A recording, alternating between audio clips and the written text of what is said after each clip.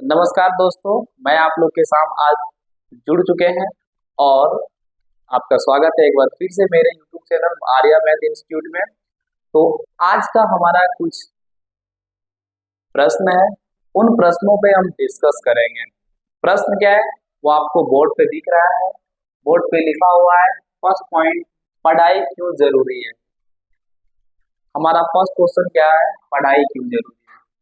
दूसरा जो सवाल है हमारा, पढ़ाई करने के लिए सही समय क्या होनी चाहिए। हमारा नेक्स्ट जो है वो है, पढ़ाई करने के लिए प्रत्येक दिन की मार्क यानी रूटीन कैसी होनी चाहिए। अगला, आपके अभिभावक आपको किस रूप में देखना चाहते हैं। नेक्स्ट हमारा पॉइंट है, गणित को कैसे पढ़े और समझें। चलिए मैं कुछ थीम देता हूँ और कुछ आंसर आपको बता रहा हूँ कि हमें अपने जीवन में पढ़ाई क्यों करनी चाहिए, हम लोग पढ़ाई क्यों करते हैं और पढ़ाई से क्या फायदा होने वाले हैं। तो सबसे पहले जान लीजिए, हम अब एक उदाहरण से समझते हैं कि एक पढ़े लिखे व्यक्ति और एक ना पढ़े लिखे व्यक्ति में क्या अंतर होता है। हम उनसे जान लेते हैं। पढ़े लिखे व्यक्ति कोई भी वर्क करता है तो करने की प्रोसेस जो होती है उसको ढूंढता है और उसके जरिए करने की कोशिश करता है। लेकिन एक मूर्ख व्यक्ति जो पढ़े लिखे नहीं है, उनके काम करने का तरीका, उनके बोलने के तरीका, उनकी हर पर्सनैलिटी जो है ना अलग ढंग से दिखता है, अलग तरीके से दिखता है। जो एक पढ़े लिखे व्यक्ति और एक ना पढ़े लिखे व्यक्ति के बीच की तुलना को, आप लोग को तुलना को समझने को मौका मिलता है, हमें मिलता है, आपको मिलेगा, आने वाले समय में सभी को मिलता है। तो हमारे जीवन में पढ़ाई बहुत जरूरी है और पढ़ाई हमें करने के लिए, पढ़ाई इसलिए करना चाहिए हमें क्योंकि हमें सेल्फ स्टडी भी जरूरी है, मतलब कि खुद खुद को नॉलेज को इंक्रीज करना। दूसरे कि हम लोग पढ़ लिख करके किसी की बातों को बढ़िया से समझ सकते हैं, उसकी जवाब को उसके प्रश्न के अनुसार दे सकते हैं।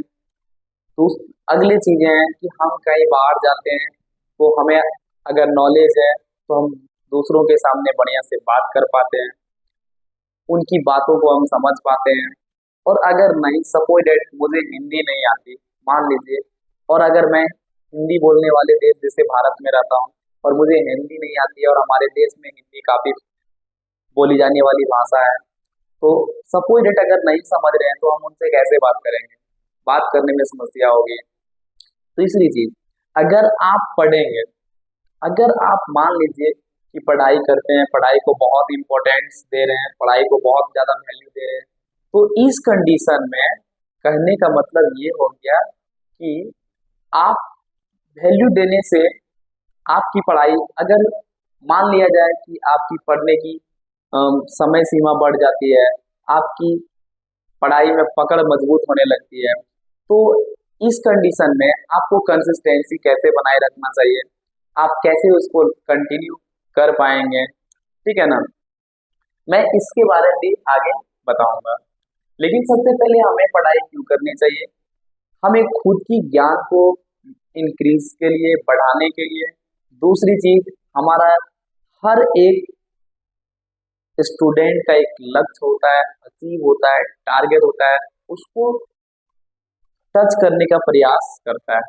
कहने का मतलब ये हो गया है कि जैसे कि सपोज डेट किन्हीं को रेलवे में जाना है तो वो रेलवे के लिए मेहनत करता है, किन्हीं को बैंकिंग में जाना है तो बैंकिंग के लिए मेहनत करना है, किसी को एयरफोर्स में जाना है तो एयरफोर्स की तैयारी करता है। मतलब कि जिनका जो लक्ष्य है, जो टारगेट है, जो अपने गोल बना के रखा है, उसके लिए, उस उनको पाने के लिए वो मेहनत करता है। पढ़ाई उनका एक माध्यम है जिसके जरिए वो अचीव कर सकता है, टारगेट को छू सकता है, टच कर सकता है। अन्य कोई माध्यम अभी के समय में फिलहाल नहीं है। तो हमारे जीवन में पढ़ाई इसलिए भी जरूरी है कि हमें अपना टारगेट को अचीव करना है। दूसरी, हमें कोई भी चीज करने के लिए हमें नॉलेज होना चाहिए और नॉलेज इंक्रीज के लिए भी हम लोग पढ़ाई करते हैं। तो ये था हमारा फर्स्ट क्वेश्चन का पॉइंट का आंसर। और सेकेंड है कि पढ़ाई करने के लिए सही समय क्या होनी चाहिए। तो आमतौर पर ऐसे सुबह का समय फैक्ट माना जाता है, पर ऐसा कुछ नहीं है, ये लोगों का मानना है। अगर आप जिस समय पढ़ने के लिए केपेबल है, दैट मीन्स कि आपको मन करता है कि मैं इसी समय पढूं और मुझे इस समय पढ़ने में बहुत मजा आता है, तो आप उसी समय को सेलेक्ट कर लीजिए और वही समय आपको आपको पढ़ाई करने के लिए सबसे बढ़िया समय माना जाएगा। वही समय आपके लिए बढ़िया समय हो जाएगा, ठीक है ना। तो पढ़ाई करने के लिए कोई भी जो होता है ना कि इस समय से इस समय पढ़ेंगे, इस समय से इस समय ज्यादा याद होता है, इस समय से इस समय कम याद होता है, ऐसी कोई भावना नहीं है। अगर आपकी मन और आपकी कांस्टेंट मतलब कौन जो आप स्थिर होकर के आप चीजें को समझते हैं, जिस समय आपको मन लगता है वही समय आपके लिए बढ़िया समय है, ठीक है ना। तो आप जानिए पढ़ाई करने के लिए कोई भी बढ़िया समय नहीं हो सकता है। जिस समय आपका दिलो और दिमाग कहता है उसी समय आप पढ़ने बैठ जाइए और पढ़ाई करना शुरू कर दीजिए। चलिए नेक्स्ट है, पढ़ाई करने के लिए प्रत्येक दिन की मार्ग कैसी होनी चाहिए, रूटीन क्या होनी चाहिए प्रत्येक दिन का। सपोज मैं तुम लोगों को मैथ पे बात कर लेता हूँ। सपोज कि आप क्लास 10th में पढ़ रहे हैं, मान लीजिए क्लास कितने पढ़ रहे हैं, क्लास 10 में पढ़ रहे हैं, है ना, क्लास 10 में पढ़ रहे हैं। सपोज मैथ की बात मैं कर लेता हूँ। मैथ में टोटल नंबर ऑफ चैप्टर यानी टोटल चैप्टर जो दिया हुआ है वो मान लो कि 18 दिया हुआ है। कितना दिया हुआ है 18, मतलब 18 दिया हुआ है, 18 चैप्टर दिया हुआ है। अब आप इसको क्या सोचेंगे, अरे बाप 18 चैप्टर पढ़ना पड़ेगा। बिल्कुल नहीं, ऐसा बिल्कुल मत सोचिए। आप ये सोच लीजिए कि आपका टारगेट ये होना चाहिए कि देखिए हमें जो है ना इसको सबसे पहले देखिए ये 18 जो है 18 चैप्टर जो है ये 12 महीने के लिए है। और अगर मैं सपोज डेट इसको 6 चैप्टर में कन्वर्ट कर दूं, 6 चैप्टर में और फिर 6 चैप्टर में, तो ये हमारा कितने महीने का हो जाएगा, ये 6 चैप्टर नहीं ना, 18 को 2 से भाग करते तो हम लोग का 9 निकलता है। 9 चैप्टर अगर हम पढ़ते हैं तो इसके लिए 6 महीना हो जाएगा टाइम, है ना। और अगर मैं 9 को भी हाफ करते हैं तो लगभग समथिंग 4.5 के आसपास आता है, ठीक है ना।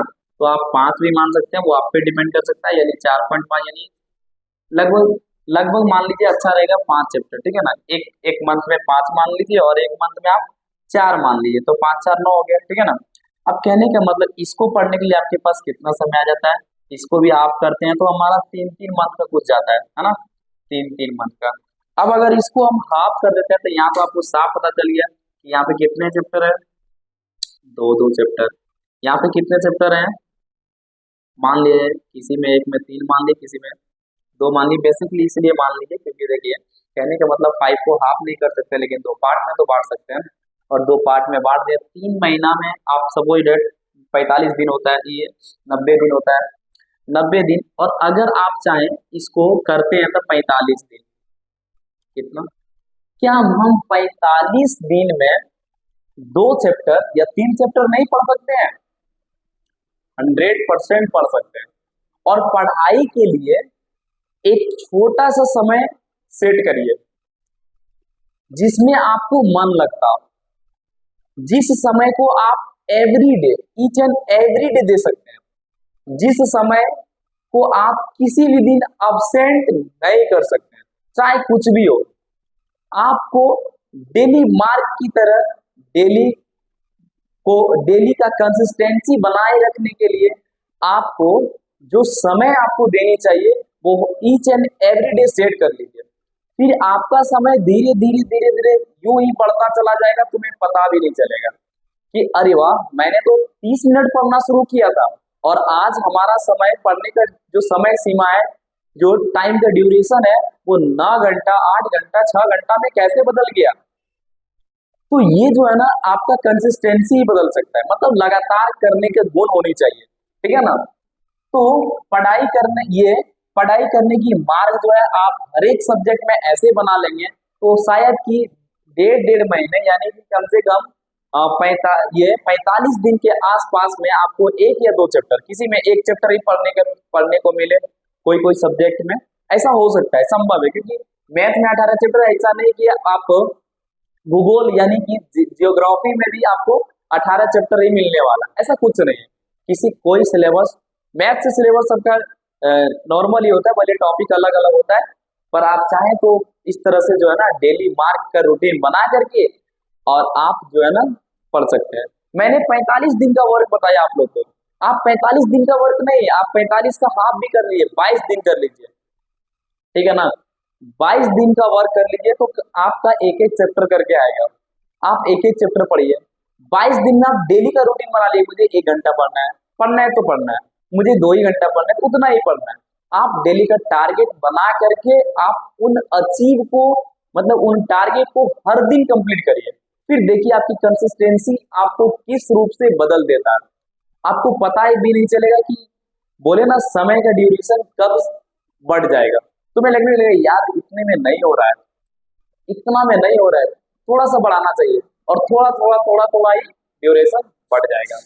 चलिए नेक्स्ट हमारे पॉइंट है, आपके अभिभावक आपको किस रूप में देखना चाहते हैं। फिर ये सवाल हमारे मन में भी पैदा होता है कि हमारे अभिभावक हमें किस रूप में देखना चाहते हैं। ऐसा आपके पेरेंट्स भी आपको किसी ना किसी रूप में देखना चाहते हैं, एज ए क्रिकेटर, मतलब कि एक क्रिकेटर के रूप में, एक अच्छे व्यक्ति के रूप में, एक अच्छे जॉबमैन के रूप में, मतलब एक अच्छे बिजनेसमैन के रूप में, मतलब आपको आपके पेरेंट्स अच्छे देखना चाहते हैं, किसी भी फैक्ट में एकदम ब्रांड देखना चाहते हैं, और उस ब्रांड को हासिल आप कर सकते हैं। ये कोई बड़ी चीजें नहीं है, बस उस ब्रांड को, उस सक्सेस को हासिल करने के लिए आपको जो है ना आपके पेरेंट्स की मनोबल को बढ़ाने के लिए, पेरेंट्स के सीने को एकदम 36 से 38 इंच करने के लिए आपको सिर्फ और सिर्फ अपने वर्क में कंसिस्टेंसी लाना पड़ेगा। कंसिस्टेंसी लाना पड़ेगा का मतलब हो गया है कि आप जो है ना लगातार जो वर्क आपको बताया गया वो लगातार आप कंटिन्यू करते रहें। फिर जो है ना एक समय आएगा जब आपके पेरेंट्स के आंख से आंसू तो आएगा,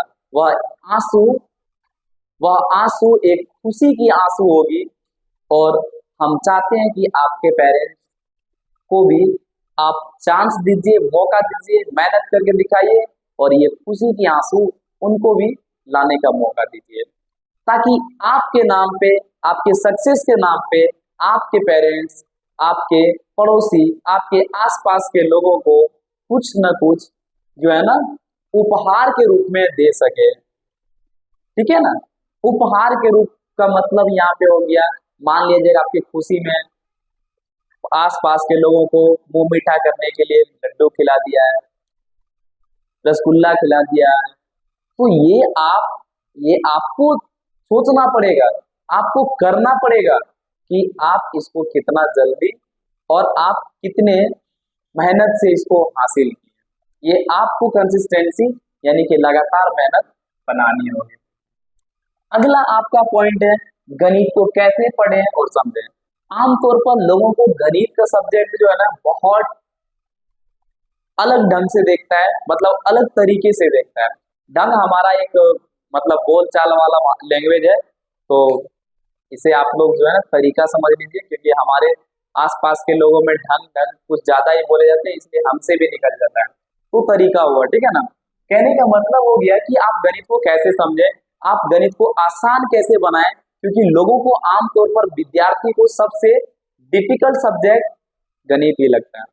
लेकिन आप देखेंगे आपके आसपास में, आपकी क्लास में जो भी बच्चे तेज हैं, जो भी बच्चे अच्छे कर पा रहे हैं, उनका गणित क्लियर है, कॉन्सेप्ट क्लियर है, गणित को समझते बहुत अच्छे से। तो मैं आपको बता रहा हूं कि आप उसको कैसे समझेंगे बढ़िया से।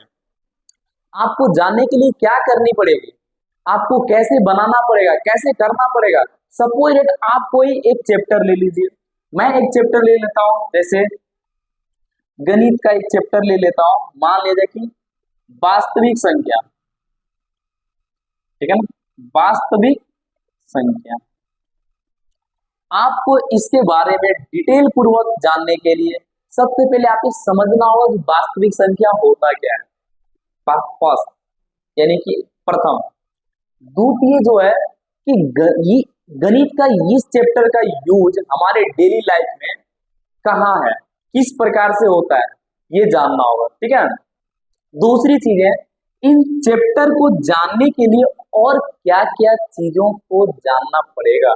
कहने का मतलब हो गया कि इससे रिलेटेड चीजें जो हमें वास्तविक संख्या को इजी बना सकता है, वास्तविक संख्या को हमें आसान बना सकता है, उसके लिए मुझे क्या क्या इन चैप्टर में पढ़ना होगा, समझना होगा, उसको समझने की कोशिश कीजिए, ठीक है ना। और गणित का कुछ सूत्र होंगे जो वास्तविक संख्या या फिर अन्य चैप्टरों में जो होंगे उनको याद कर लीजिए, उनको समझ लीजिए।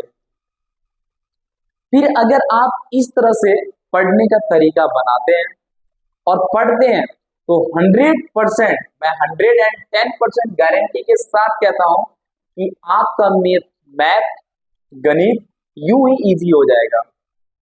आप एक बार करके देखिए, फिर आपको पता लग जाएगा कि ये जो स्टेटमेंट आपके लिए बोला गया ये आप पे 100% सही बैठेगा।